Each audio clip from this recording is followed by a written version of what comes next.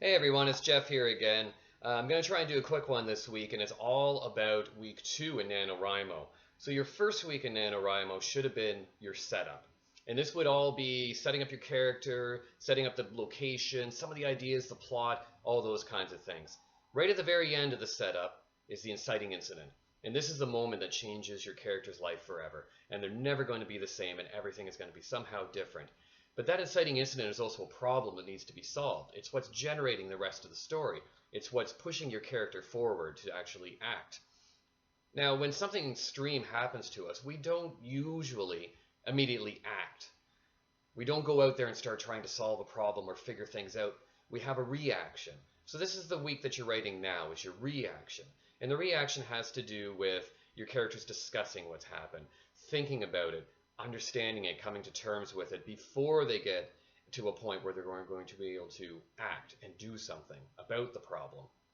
That comes next week. That's the action phase of the 4-part structure. And the action phase is when your character goes out there and tries to resolve whatever issues it is, external, internal, all the different kind of conflicts that you can think of. That's going to be what you're writing next week. So next week's a pretty easy week to write because there's so much going on. This week's a little bit more difficult and probably a little bit slower. You're going to be having characters have discussions about the event, about each other, about how they feel, and it becomes a little bit harder to write.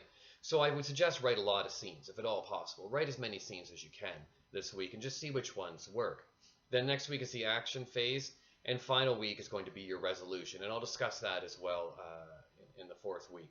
But right now, focus on your character coming to grips with what has happened to him or her. I'm going to put a little chart up from Prezi up under jeffrossbooks.com under writing tips.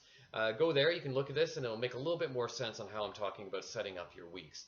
Also, you should try to gear yourself towards around 15,000 words this week. I know that the NaNoWriMo looks for a 50,000 word book, but just getting to 50,000 words is not going to be enough because you're going to cut 10,000 words. So try and get yourself to 60,000 words, 15,000 a week, and then know that you can cut, or know at that point in time that you have a bigger story that you need to tell, and that is going to go up to 70, 80, 90,000 words.